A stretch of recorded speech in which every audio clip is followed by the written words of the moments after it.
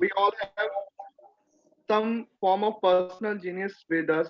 We all are all here for some unique purpose, some noble objective that will allow us to manifest our highest human potential, while we at the same time add value to the lives around us. Finding your calling doesn't mean you must leave the job you now have. It simply means you need to bring more of your talent into your work and focus on the things you do best today.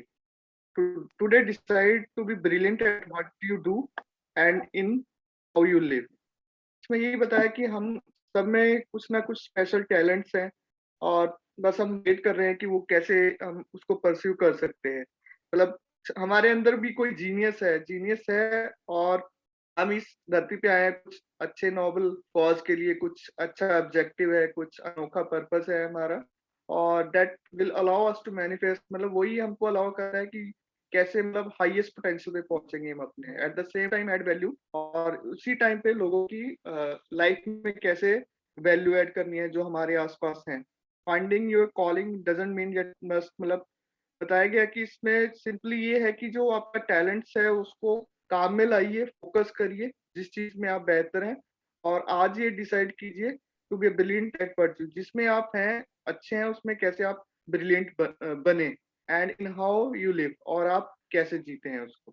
तो ये है कि आप हम कोई ना कोई एक पर्पस के लिए आए हैं, कुछ उसको पहचानिए क्या करना है, हाईएस्ट मतलब पॉसिबिलिटी क्या है, आपने कहाँ पे जाना है, क्या पोटेंशियल है उसको पहचानिए और लोगों की लाइफ में भी वैल्यू ऐड कीजिए। Thank you sir. बिल्कुल, बहुत अच्छा बोला। इन शॉर्ट हमें हमारा इकिगाई ढूंढना है। एग्जैक्टली एग्जैक्टली, है ना, बहुत अच्छा बताया मंगला जी ने भी। और इसी को थोड़े दिन पहले हमने हमारी बुक में भी पढ़ा था, रिच डैड पुअर डैड में, जहाँ पे वो बोलते हैं कि आप पर्पस के लिए काम करो, पर्पस के लिए जियो। ये पैशन और बाकी चीजें ठीक है, लेकिन एक पर्पस होना चाहिए लाइफ का। चलिए आगे बढ़ते हैं, और जतिन के क्वेश्चन को जरूर हम लोग बुक रीडिंग के बाद में लेंगे, क्योंकि ये क्वेश्चन जतिन का बार बार आता रहता है। ठीक है, तो कल हम लोग ने शुरू किया था कारण नंबर 3 आलस्य के बारे में हमने पढ़ना शुरू किया था, और आज फिर से इसको शुरू करते हैं। हाँ जी, तो ये चैप्टर आज खत्म भी हो जाएगा। थोड़ा सा इस पे हम सबको एक बार फिर से रोशनी डालनी चाहिए, तो मंगला जी से रिक्वेस्ट करेंगे कि मंगला जी आप शुरू कीजिएगा। थैंक यू, मैं कहने वाली थी, पूरा नहीं दिख रहा है मुझे। हाँ, एक मिनट। कारण नंबर 3, आलस्य। व्यस्त लोग अक्सर बहुत आलसी होते हैं। हम सभी ने उस व्यवसायी की कहानियां पढ़ी हैं जो पैसे कमाने के लिए कड़ी मेहनत करता है। वह अपनी पत्नी और बच्चों की सुख सुविधा के लिए काफी मेहनत करता है। वह ऑफिस में बहुत देर तक काम करता है और सप्ताहांत में भी ऑफिस के काम को घर पर ले आता है। एक दिन वह जब घर लौटता है तो उसे घर सूना मिलता है। उसकी पत्नी अपने बच्चों के साथ घर छोड़कर चली जाती है। उसे पता था कि उसके और उसकी पत्नी के बीच में मतभेद है, परंतु उस रिश्ते को ज्यादा मजबूत बनाने के बजाय वह काम में ही व्यस्त बना रहा। निराश होकर वह अपने काम के प्रति लापरवाह हो जाता है और उसके काम पर इतना ज्यादा असर पड़ता है कि उसकी नौकरी चली जाती है। आज मैं बहुधा ऐसे लोगों से मिलता हूँ जो इतने व्यस्त हैं कि उन्हें अपनी संपत्ति की परवाह करने की भी फिक्र नहीं है, और ऐसे भी लोग हैं जो इतने ज्यादा व्यस्त हैं कि उन्हें अपने स्वास्थ्य की परवाह ही नहीं है। दोनों का कारण एक ही है, वे व्यस्त हैं, और वे व्यस्त बने रहना चाहते हैं क्योंकि वे किसी चीज का सामना नहीं करना चाहते। उन्हें यह बताने की जरूरत नहीं है, अंदर से वे खुद जानते हैं। वास्तव में अगर आप उन्हें याद दिलाए तो वे गुस्सा हो जाते हैं या चिढ़ जाते हैं। अगर वे नौकरी में या बच्चों के साथ व्यस्त नहीं है तो वे टीवी देखने, मछली पकड़ने, गोल्फ खेलने या शॉपिंग करने में व्यस्त होते हैं, परंतु अंदर से वे जानते हैं कि वे किसी महत्वपूर्ण चीज का सामना करने से कतरा रहे हैं। यह आलस का सबसे आम रूप है। यहाँ आलस का मतलब है व्यस्त बने रहना। तो आलस का इलाज क्या है? जवाब है थोड़ा सा लालच। हम में से ज्यादातर लोगों का लालन पालन इस तरह से किया गया है कि हम लालच या इच्छा को बुरा समझते हैं। मेरी माँ कहा करती थी, लालची लोग बुरे होते हैं, परंतु हम में से हर एक अच्छी चीज, नई चीजें, रोमांचक चीजें हासिल करना चाहता है। तो इस इच्छा तो उस इच्छा की भावना को काबू में रखने के लिए प्रायः माँ बाप इच्छा को अपराध बोध से जोड़ देते हैं। तुम हमेशा अपने बारे में ही सोचते हो। क्या तुम्हें नहीं मालूम कि तुम्हारे भाई बहन भी है? यह मेरी माँ की फेवरेट कहावत थी। क्या तुम क्या खरीदना चाहते हो? मेरे डैडी की फेवरेट कहावत थी। तुम ऐसा सोचते हो जैसे हमारे पास बहुत पैसा है। क्या तुम सोचते हो कि पैसा पेड़ पर लगता है? हम अमीर नहीं है, तुम तो जानते ही हो। मुझ पर शब्दों का तो उतना असर नहीं पड़ा, परंतु उन शब्दों में जो गुस्सा और अपराध बोध का सम्मिश्रण था, उसका मुझ पर बहुत ज्यादा असर हुआ। थैंक यू मंगला जी, बहुत अच्छा रीड थैंक किया। यू। थैंक यू, बहुत अच्छा। कल हमने इसको रीड किया था, लेकिन फिर भी यहाँ से इसलिए शुरू किया क्योंकि बहुत इंपॉर्टेंट है। हम में से बहुत सारे लोग आलस करते हैं, और आलस का रीजन क्या है हम सबने देखा है यहाँ पे। और इससे निकलने का एक तरीका है लालच, है ना। और ये लालच किस तरीके से काम करता है इसको थोड़ा सा और डिटेल में जानते हैं। और आगे की रीडिंग के लिए हम लोग यहाँ पे बुलाते हैं प्रशांत पांडे जी से। सुनते हैं प्रशांत जी, आइए रीड कीजिएगा। Thank you. वेलकम। या इसके विपरीत ना, हाँ जी, हाँ जी। या इसके विपरीत अपराध बोध का जाल रहा यह था, मैं तुम्हारे लिए यह खरीद कर अपने जीवन का बलिदान दे रहा हूँ। मैं तुम्हारे लिए यह इसलिए खरीद रहा हूँ क्योंकि जब मैं छोटा था तो मेरे माँ बाप मुझे यह खरीद कर नहीं दे पाते थे। मेरा एक पड़ोसी है जो पूरी इसी तरह दिवालिया है, परंतु वह अपनी कार को अपने गैरेज के पार्क नहीं सकता। गैरेज उसके बच्चों के खिलौने से भर पड़ा है। इन बिगड़े हुए बच्चों के मुंह मंगी चीज मिल जाती है, उस पड़ोसी के शब्दों में नहीं है। उस पड़ोसी के शब्द में मैं नहीं चाहता कि उन्हें किसी चीज का कमी हो। उसने उनके कॉलेज के लिए या रिटायरमेंट के लिए कुछ भी अलग बचा कर नहीं रखा, परंतु उसके बच्चों को हर खिलौना मिल जाता है। उसे डाक में एक नया क्रेडिट कार्ड मिल जाता है। वह अपने बच्चों को घुमाने के लिए लास वेगास ले गया है। मैं यह अपने बच्चों के लिए कर रहा हूँ। यह उसके महान बलिदान के शब्द थे। और मेरे डैडी इस वाक्य के चिढ़ते थे, मैं इसे नहीं खरीद सकता। इसका मतलब यह था कि आप अपने बच्चों के लिए ना भी कहना सीखो, सब कुछ उनको कन्वीनियंट करके मत दो। मेरे असली घर में मुझे यही वाक्य अक्सर सुनने को मिल जाते थे। इसके बजाय मेरे डैडी चाहते थे कि उन्हें उनके बच्चे यह कहे, मैं इससे किस तरह खरीद सकता हूँ। इसका तर्क था कि मैं इसे नहीं खरीद सकता। इस वाक्य से आप अपने आप दिमाग का दरवाजा बंद कर देते हैं। इसे अब और ज्यादा सोचने की जरूरत नहीं होती। मैं इस किसी तरह खरीद सकता हूँ वाक्य से आपके दिमाग के दरवाजे खुल जाते हैं और वो इसे यह सोचने पे मजबूर हो जाता है और जवाब ढूंढता है। ऊपर कीजिए।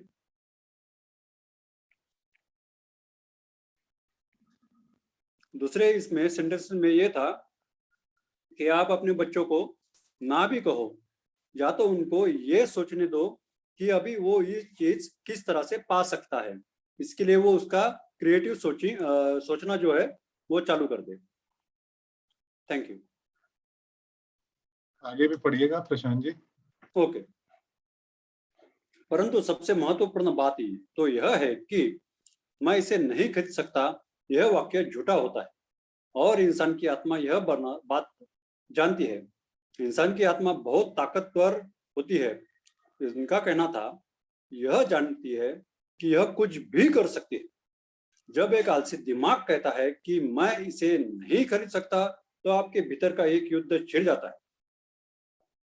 आपकी आत्मा गुस्सा हो जाती है और आपके आलसी दिमाग को अपने झूठ पर अड़े रहना पड़ता है।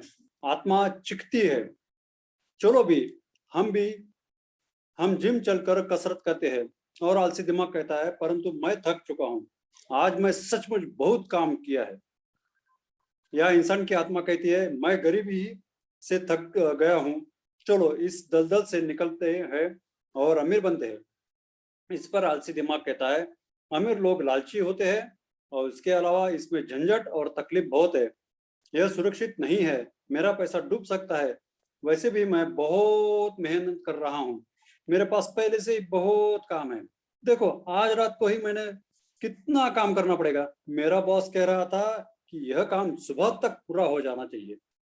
इसमें यह कहा है कि आप जो चाहते हैं, मतलब आपकी आत्मा एक्चुअली बहुत पॉजिटिव और सकारात्मक करना चाहती है, पर आपकी अंदर की जो आलसी दिमाग है, लेजीनेस जो है, वो इसे करने से रोकता है। और इसके कारण आपके अंदर दो मन जो है, टू माइंड्स, ये जो रहता है, युद्ध छिड़ जाता है।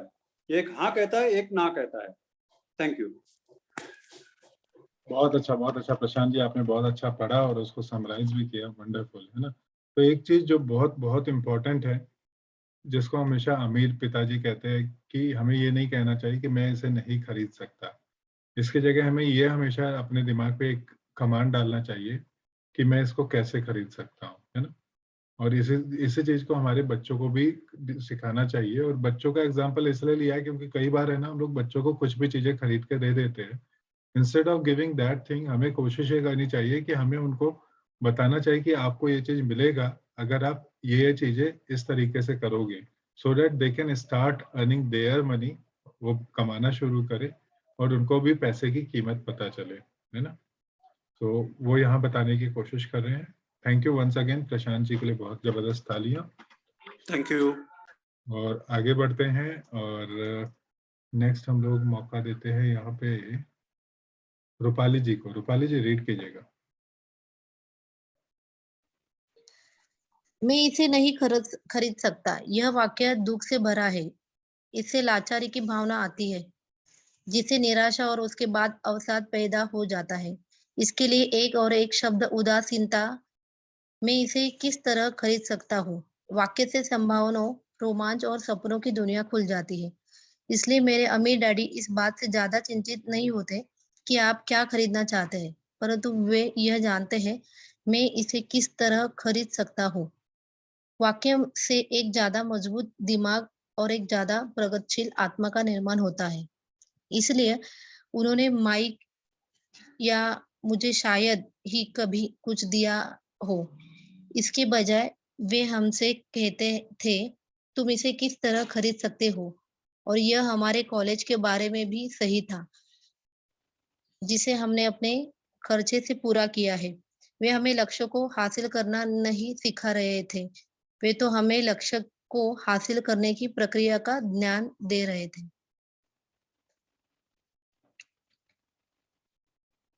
मेरी समझ से आज समस्या यह है कि करोड़ों लोग अपने लालच को लेकर अपराध बोध से ग्रस्त है। यह उनके बचपन से बुढ़ापे तक चलता है। वे जिंदगी में मिलने वाली अच्छी अच्छी चीजें चाहते हैं। ज्यादातर लोगों के अवचेतन में यह विचार मौजूद रहता है, आपको यह नहीं मिल सकती या आप इसे कभी नहीं खरीद पाएंगे। जब मैंने चूहा दौड़ से बाहर निकलने का फैसला किया, तो मेरे दिमाग में एक सवाल आया, मैं किस तरह इस चूहा दौड़ से बाहर निकल सकता हूँ ताकि मुझे दोबारा काम न करना पड़े। और मेरे दिमाग में जवाब और सुझाव अपने आप आ गए। सबसे मुश्किल चीज थी मेरे असली माता पिता की सीख की, हम हम इसे नहीं खरीद सकते, या केवल अपने बारे में ही मत सोचो, या तुम दूसरों के बारे में क्यों नहीं सोचते। और इसी तरह के शब्द जो मेरे लालच को दबाने के लिए मुझ में अपराध बोध भरते थे। बहुत अच्छा रूपाली जी, बहुत अच्छा आपने रीड किया, है ना। सो थैंक यू रूपाली जी, और रूपाली जी के लिए जबरदस्त तालियां। और कुछ यहाँ पे हमने जो चीजें सीखी वो ये था कि जब हम बोलते हैं कि मैं इसे किस तरह खरीद सकता हूँ, तो यहाँ से संभावनाएं पैदा होती हैं, रोमांच होते हैं, सपनों की दुनिया खुल जाती है ना। और ये हमारे दिमाग को पावरफुल बनाता है, प्रगतिशील बनाता है। और यही चीज उनके पिताजी ने हमेशा उनके साथ में किया था। और आजकल अगर हम देखें तो हम में से बहुत सारे लोग हैं ना, इसी तरीके से एक अपराध बोध से कि मैं ये नहीं कर पाया, बच्चों के लिए ये नहीं कर पाया, है ना। इंस्टेंट हमारे को है ना क्या करना चाहिए, जब उन्होंने बताया कि उन्होंने चूहा दौड़ से निकलने का फैसला किया, तो उन्होंने ये सोचा कि मैं इसमें से कैसे निकल सकता हूँ। मैं आप में से अधिकतर लोगों से जब बात करता हूँ तो मैं आज यही देख रहा हूँ एक कॉमन चीज कि सब लोग ये सोच रहे हैं कि मैं उस चूहा दौड़ से कैसे आगे निकल पाऊं। जैसे आज अजय जी से मेरी बात हो रही थी, दीपक से बात हो रही थी, है ना।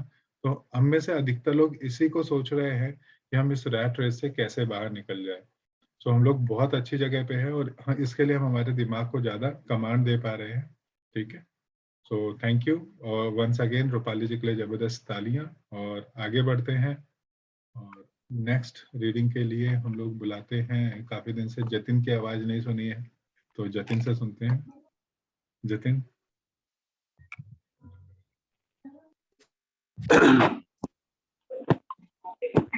तो आप किस तरह अपने आलस को जी सकते हैं? इसका जवाब है थोड़े थोड़े से लालच से ही। यही WIFM रेडियो स्टेशन का स्टेशन है जिसका पूरा अर्थ है what's in it for me. इसमें मेरे लिए क्या है? व्यक्ति को बैठाकर पूछना चाहिए, अगर मैं स्वस्थ, सेक्सी और आकर्षक हूँ तो उसमें मेरे लिए क्या है, और या मेरी जिंदगी कैसी होगी अगर मुझे फिर भी काम करने पड़े, या मैं क्या करूं अगर मुझे मनचाहा पैसा मिल जाए। इस थोड़े से लालच के बिना मैं कुछ बेहतर हासिल करने की इच्छा के बिना प्रगति नहीं हो सकती। हमारी दुनिया इसलिए तरक्की करती जा रही है क्योंकि हम सभी एक बेहतर जीना चाहते हैं, जिंदगी जीना चाहते हैं। हम कुछ बेहतर चाहते हैं, इसलिए नए आविष्कार होते हैं। हम स्कूल जाते हैं और मेहनत से पढ़ते हैं क्योंकि हम कुछ बेहतर चाहते हैं। इसलिए जब आप किसी चीज से कतरा रहे हो जो आप हिसाब से आपकी करनी चाहिए, तो उस आपको खुद से केवल ये पूछना चाहिए कि इसमें मेरे लिए क्या है, और थोड़े लालची बने। ये आलस का सबसे बड़ा इलाज है। ऊपर करना।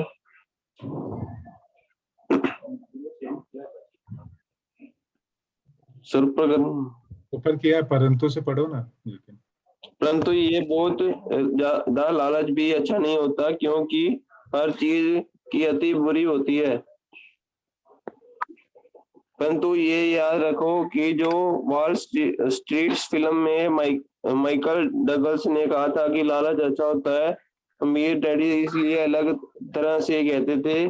अपराध बोध लालच से ज्यादा बुरा होता है क्योंकि अपराध बोध के कारण शरीर में से आत्मा निकल जाती है। और मेरे लिए एलिनोरा रोजवेल्ट की कहावत सबसे अच्छी है, वही करो जो तुम्हारे दिल से अच्छा लगता है क्योंकि तुम्हारी हर बात में आलोचना होगी। अगर तुम कोई काम करोगे तो भी तुम्हारी आलोचना होगी, और तुम कोई काम नहीं करोगे तब भी तुम्हारी आलोचना होगी। बहुत अच्छा जतिन, बहुत अच्छा रीडिंग किया, है ना।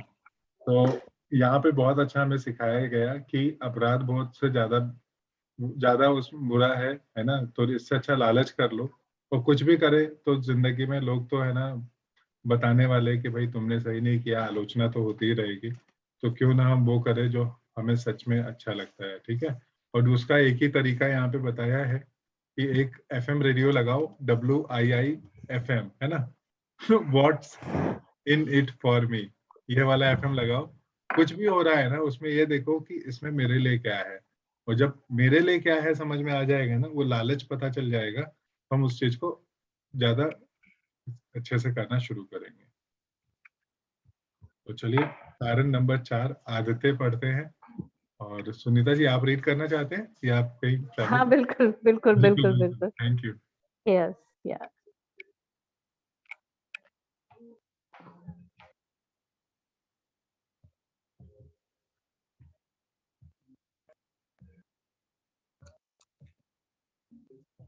कारण नंबर 4 यहाँ से। हाँ जी, हाँ जी। थोड़ा सा तो। कारण नंबर 4 आदतें। हमारी जिंदगी पर हमारी शिक्षा से ज्यादा असर हमारी आदतों का पड़ता है।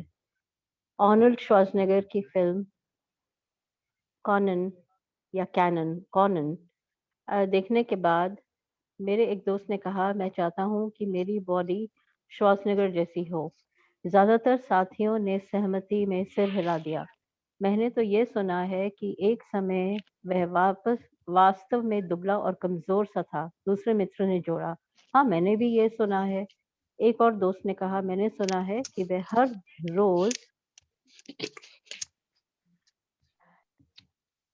जिम जाता है और उसने वहाँ कसरत करने की आदत डाल ली है। हाँ, मुझे भी लगता है कि वह ऐसा ही करता होगा। समूह के शंकालु आदमी ने कहा, मुझे तो लगता है वह इसी तरीके का पैदा हुआ होगा। इसके अलावा हम आर्नल्ड की बातें कर ही क्यों रहे हैं? चलो बियर पिए। यह एक उदाहरण है कि किस तरह से आदतें व्यवहार को नियंत्रित करती हैं। मुझे याद है कि मैंने एक बार अपने अमीर डैडी से अमीर लोगों की आदतों के बारे में पूछा था। सीधे जवाब देने के बजाय वे चाहते थे कि मैं इसे उदाहरण से सीखूं। अमीर डैडी ने पूछा, तुम्हारे डैडी अपने बिल कब चुकाते हैं? मैंने कहा, हर महीने की पहली तारीख को। क्या उनके पास कुछ बाकी बचता है? उन्होंने पूछा। बहुत थोड़ा, मैंने कहा। यही वह खास कारण है जिसके कारण उन्हें संघर्ष करना पड़ता है। अमीर डैडी ने कहा, उनकी आदतें बुरी हैं। तुम्हारे डैडी सबको पहले पैसे देते हैं। वे खुद को सबसे आखिर में पैसे देते हैं और ऐसा भी तभी करते हैं। Sorry, where did it go?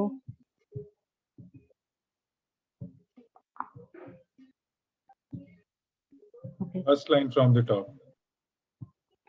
Okay.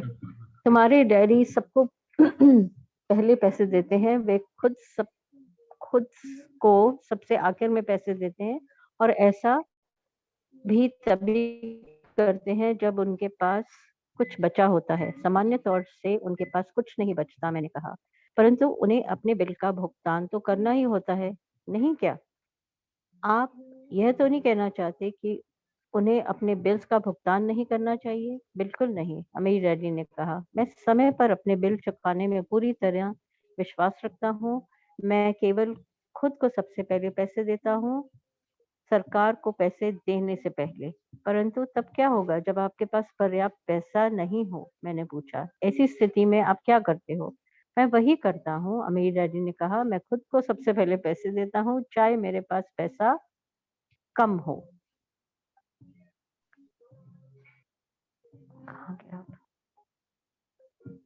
मेरे लिए सरकार से ज्यादा महत्वपूर्ण है मेरा संपत्ति वाला column. Thank you Sunita ji for wonderful reading, है ना। और इन आदतों की हम बात करें तो जैसा उन्होंने यहाँ पे एक एग्जांपल लिया कि पहले, है ना, 1 तारीख को सब लोग बिल पे करते हैं और उनके पास कुछ बचता ही नहीं है ना। लेकिन और हम लोग कई बार अपने लिए करते ही नहीं है, हम अपने को नहीं पे करते हैं। अपने को पे करने का मतलब है कि हमारा जहाँ पे हमारा एसेट बनाना है, या फिर 2 तरीके का एसेट, या तो हम कुछ कहीं पे इन्वेस्ट करके एसेट बनाए, या फिर अगर हम हमारी नॉलेज को भी वो कर रहे हैं तो हम हमारी नॉलेज को एक एसेट बना रहे हैं, उसकी भी यहाँ पे बात की है। या फिर हम पीपल एसेट की भी बात कर सकते हैं। तो सबसे इम्पोर्टेंट चीज जो उन्होंने यहाँ पे बताई है वो है संपत्ति वाला कॉलम, और ये आगे क्या बताने की कोशिश कर रहे हैं, तो इसके लिए हम लोग अभी यहाँ पे बुलाते हैं। चलिए सुखदेव जी से सुनते हैं। सुखदेव जी रीड कीजिएगा। Thank you sir. परंतु क्या सरकार के लोग आपके पीछे नहीं पड़ते? मैंने कहा। हाँ, अगर मैं उन्हें भुगतान न करूं, अमीर डैडी ने कहा। देखो, मैं यह नहीं कर रहा हूं कि सरकार को पैसा न दिया जाए। मैं केवल यह कह रहा हूं कि खुद को सबसे पहले भुगतान दिया जाए, चाहे मेरे पास पैसा कम ही हो। परंतु आप ऐसा कैसे कर सकते हैं? मैंने जवाब दिया। सवाल कैसे का नहीं है, सवाल क्यों का है, अमीर डैडी ने कहा। सर ऊपर। अच्छा, आप ऐसा क्यों करते हैं? प्रेरणा, अमीर डैडी ने कहा। अगर मैं उनका भुगतान नहीं करूं तो कौन ज्यादा जोर से शिकायत करेगा, मैं या मेरे लेनदार? आपके बजाय आपके लेनदार ज्यादा जोर से चिल्लाएंगे। मैंने स्पष्ट विकल्प को चुनते हुए कहा, अगर आप खुद को पैसा नहीं देंगे तो आप कुछ भी नहीं कहेंगे। तो अब तुम देख सकते हो कि खुद को पैसा देने के बाद मेरे पास टैक्स चुकाने और दूसरे लेनदारों को पैसे देने का इतना ज्यादा दबाव होता है कि मुझे आमदनी के दूसरे रास्ते खोजने ही पड़ते हैं। पैसे चुकाने का दबाव मेरी प्रेरणा बन जाता है। मैंने अतिरिक्त काम किया है, दूसरी कंपनियां शुरू की हैं, स्टॉक मार्केट में शेयर खरीदे और बेचे हैं। हर तरह के काम सिर्फ इसलिए किए हैं ताकि यह लोग मुझ पर न चिल्लाएं। इस दबाव के कारण मैंने ज्यादा कड़ी मेहनत की है और मैं सोचने पर मजबूर हुआ हूं कि कुल मिलाकर इसने मुझे पैसे के मामले में ज्यादा स्मार्ट और फुर्तीला बना दिया है। अगर मैं खुद को सबसे आखिर में पैसे देता हूं तो मुझ पर कोई दबाव नहीं पड़ता, परंतु मेरे पास कभी पैसा भी नहीं होता तो सरकार या दूसरे लोगों को पैसे चुकाने का दबाव आपकी प्रेरणा बन जाता है। बिल्कुल ठीक, अम्मी डैडी ने कहा। देखो सरकार पैसा वसूलने वाले लोग बहुत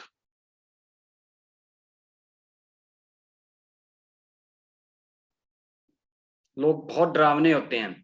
वैसे सामान्य तौर पर पैसा वसूलने वाले सभी लोग डरावने होते हैं। ज्यादातर लोग इनसे डर जाते हैं। वे इन लोगों को पैसा दे देते हैं और खुद को कभी पैसा नहीं देते। तुमने उस 96 पाउंड के कमजोर आदमी की कहानी तो सुनी होगी जिसके चेहरे पर लोग बालू उछालते हैं। बहुत अच्छा सुखदेव जी, बहुत बहुत अच्छा Thank रीड किया आपने, है ना।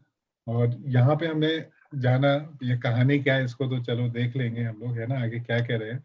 लेकिन जब हम खुद पे पैसा डालते हैं ना तो जो भी पैसा कम है उसका प्रेशर हमारे पे हो जाता है। जब प्रेशर होता है ना तब हम ज्यादा और काम करते हैं या कुछ हम एक्स्ट्रा सोचने शुरू कर देते हैं। तो एक चीज उन्होंने ये बताई कि हमेशा इसलिए पहले खुद को पैसा देना चाहिए, क्योंकि अगर हमने आदत डाल दी है कि हम खुद को नहीं एसेट पे नहीं डालेंगे, खुद पे पैसा नहीं खर्च करेंगे, तो हम वो पैसा कहीं ना कहीं तो दे देंगे और फिर उनके प्रेशर नहीं होगा तो हम ज्यादा खुद पे प्रेशर भी नहीं डालेंगे। So thank you Sukhdev ji for wonderful reading. Thank you. One second, और आगे बढ़ते हैं और क्या बताने की कोशिश कर रहे हैं तो इसको आगे सुनते हैं। और इसके लिए हम लोग बुलाएंगे, कहाँ गए, नेहा जी से सुनते हैं। नेहा जी आप रीड कीजिएगा। जी सर। मैंने सिर हिलाया। मैंने कॉमिक्स में वेट लिफ्टिंग और बॉडी बिल्डिंग के बारे में दिया गया यह विज्ञापन देखा है। तो ज्यादातर लोग इन डरावने पैसे वसूलने वालों को अपने चेहरे पर बालू उछालने देते हैं। मैंने डरावने लेनदारों के डर का इस्तेमाल खुद को ज्यादा मजबूत बनाने के लिए किया है। बाकी लोग ज्यादा कमजोर हो जाते हैं। खुद को यह सोचने के लिए मजबूर करना कि अतिरिक्त धन कहाँ से आएगा, जिम जाने की तरह है और वहां वजन उठाने की तरह है।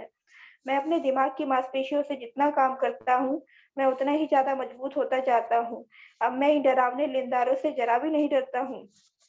मुझे अमीर डैडी की बातें पसंद आ रही थी। तो अगर मैं पहले खुद को पैसे देता हूँ तो मैं आर्थिक और मानसिक दृष्टि से ज्यादा मजबूत हो सकता हूँ।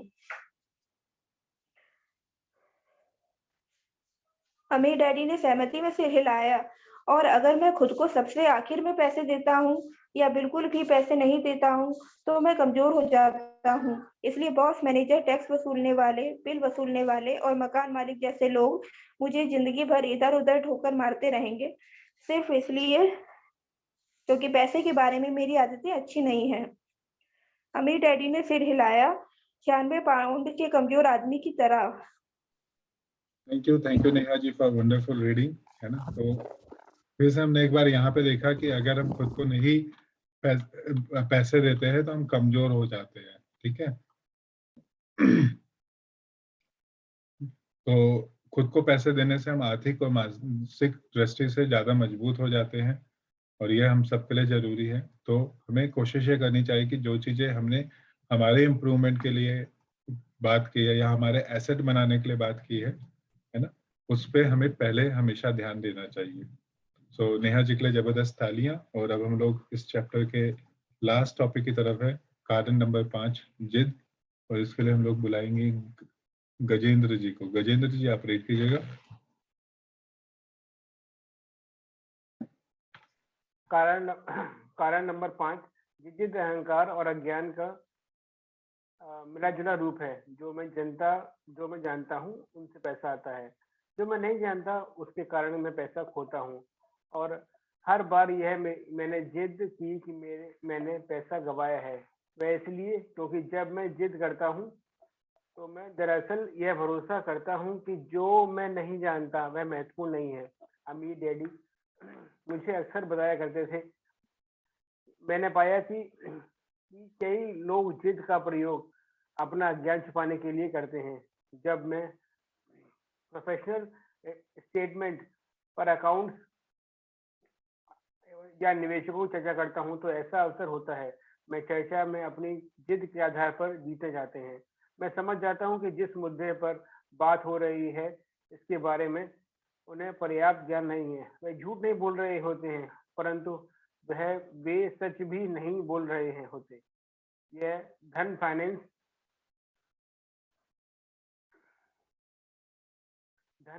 और निवेश की दुनिया ऐसे लोगों की जिन्हें यह पता नहीं होता कि वह किस बारे में बात कर रहे हैं।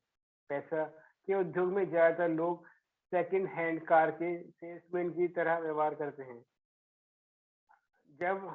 जब आप जानते हैं कि आप किसी विषय में ज्ञानी हैं तो उस क्षेत्र में किसी विशेषज्ञ को ढूंढकर मैं यह विषय पर कोई अच्छी पुस्तक पढ़कर अपना ज्ञान बांटना शुरू कर देते हैं।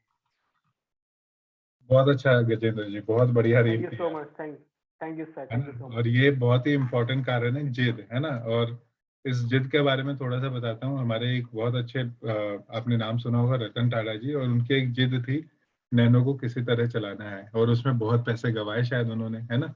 और ऐसे ही जिद हम भी करते हैं। जब मैं मेरी सॉफ्टवेयर कंपनी चला रहा था तो मेरे को बहुत बार समझ में आ रहा था, मेरे को बहुत बार समझाया भी गया था कि भाई ये वाला चीज है ना, मजा नहीं आ रहा है, लेकिन मैं भी एक जिद पे था। कई बार होता है ना कि यार अपना सपना है तो इसको कैसे तोड़ देंगे, और हम में से ऐसे जिद है ना बहुत लोग करते हैं। बहुत बार ऐसी चीजों में हम लग जाते हैं जहाँ पे हम शायद है ना नहीं हम कर सकते हैं, या फिर हम उसको सीखते नहीं। मतलब चीजें तो हो जाएंगी लेकिन अगर हम उसको सीख के करें, इमोशनल ना होके हम उसको सीखे, लर्निंग करें, तो हम है ना उसमें परस्यू कर सकते हैं और आगे बढ़ सकते हैं।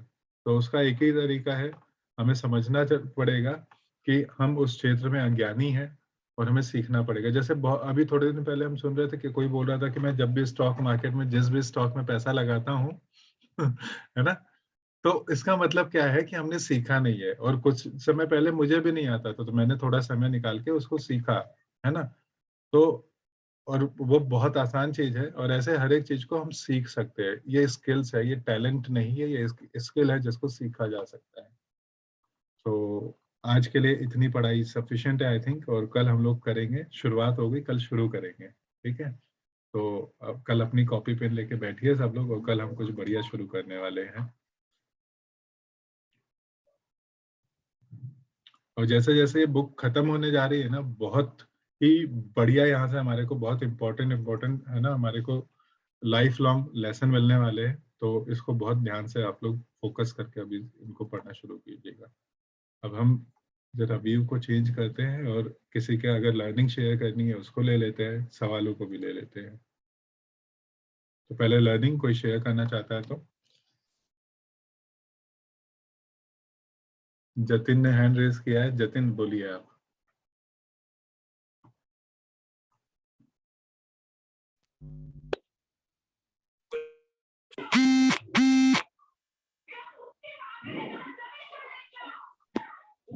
हाँ जतिन बोलिए ना।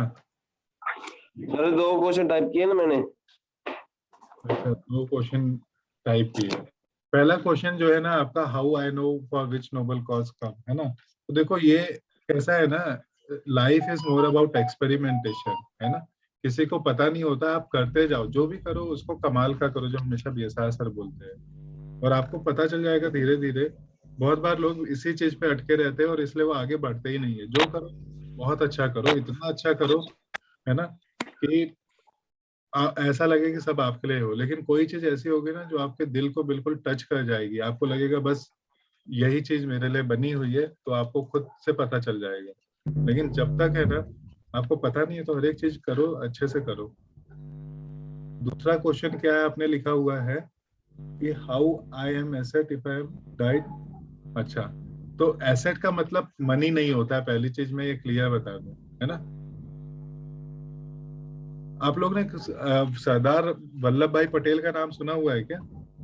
Yes sir. महात्मा गांधी का? Yes sir. क्यों, आप लोग को कोई पैसा छोड़ के गए क्या, या अपनी फैमिली के लिए पैसा छोड़ के गए? गुडविल। No sir. पैसा तो नहीं छोड़ा, फिर क्यों जानते हैं उनको? So asset is more than, है ना, पहले बड़ी बड़ी मूर्तियां बन जाती थी तो उसको एसेट बोलते थे, इसलिए पहले जमाने के लोग है ना बड़ी मूर्तियां बनवा देते थे। आप देखो अगर 15th 16th 17th 18th century में देखोगे ना, तब मूर्तियां बन जाती थी। फिर उसके बाद में एसेट अलग तरीके से बनने चले हुए, है ना। थॉमस अल्वा एडिसन को जानते हो क्या सब लोग? यस क्या सर। छोड़ के गया? मोती भी नहीं छोड़ी उसने, तो अपनी मोती भी नहीं बनवाई।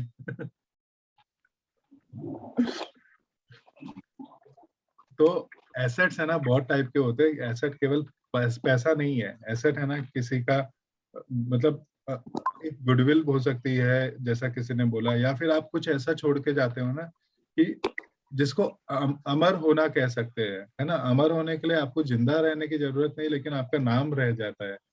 उस चीज को हमें समझना जरूरी है कि एसेट कुछ ऐसी चीज होती है।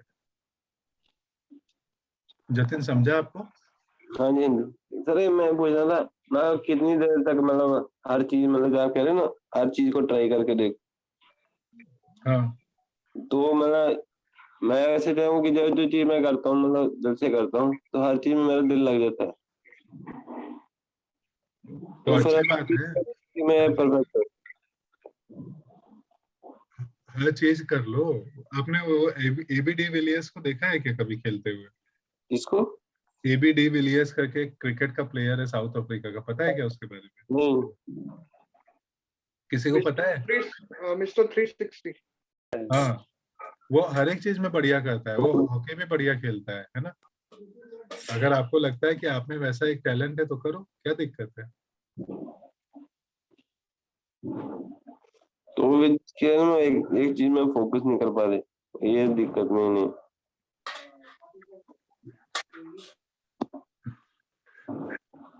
हमने शायद इस पे पहले भी बात की कि एक चीज पे फोकस ठीक है, अच्छी बात है, लेकिन अब हमेशा बांध के क्यों रखना है खुद को? अगर ऐसा करते तो थॉमस अल्वा एडिसन एक ही चमत्कार करके छोड़ देते थे, है ना। नहीं, कहते हैं ना एक चीज में मतलब परफेक्ट होना चाहिए जी।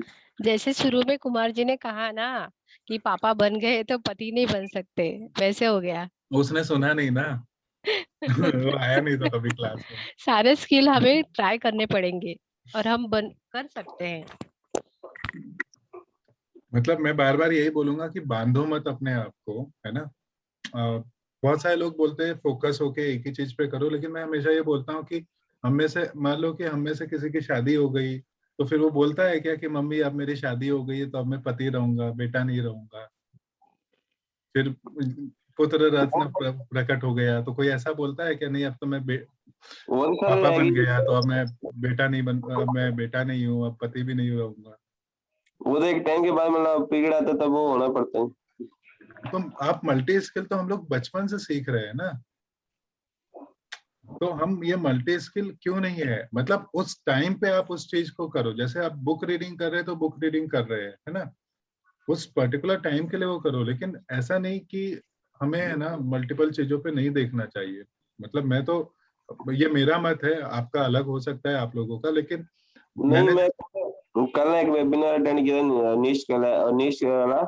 अरे तो भाई उसमें एक एक चीज बोलूं क्या, सभी को मैं बहुत रिक्वेस्ट करूंगा कि एक बार में है ना एक या दो गुरु से एक चीज के लिए एक गुरु को पकड़ो, और फ्री वाली चीजें प्लीज, है ना, मैं हाथ पैर जोड़ के बोलता हूँ, फ्री वाले लोगों को माफ करो। अपने को बचाना चाहते हो, क्योंकि हर किसी को जब देखोगे ना, हर कोई आपको लगेगा वो मेरे को खींच के लेके जाना चाहता है। लेकिन आप बताओ, अगर हम लोग मान लो कि ईश्वर की प्राप्ति करना चाहते हैं, तो या तो मैं हिंदू धर्म पालन कर लूं, या मुस्लिम कर लूं, या सिख कर लूं, या ईसाई कर लूं। क्या ऐसा पॉसिबल है कि मैं एक दिन हिंदू, एक दिन मुस्लिम, फिर ऐसे और फिर वैसे, और मेरे को ईश्वर भी प्राप्त हो जाएंगे? तो अब ये एक्चुअली देखो, ये इंडस्ट्री बहुत अच्छी है, लेकिन हमें ये समझना बहुत जरूरी कि हमें कहाँ पे क्या सीखना है। हर किसी के पास हम चले जाएंगे ना, वो हमें लगेगा यही यही है ना।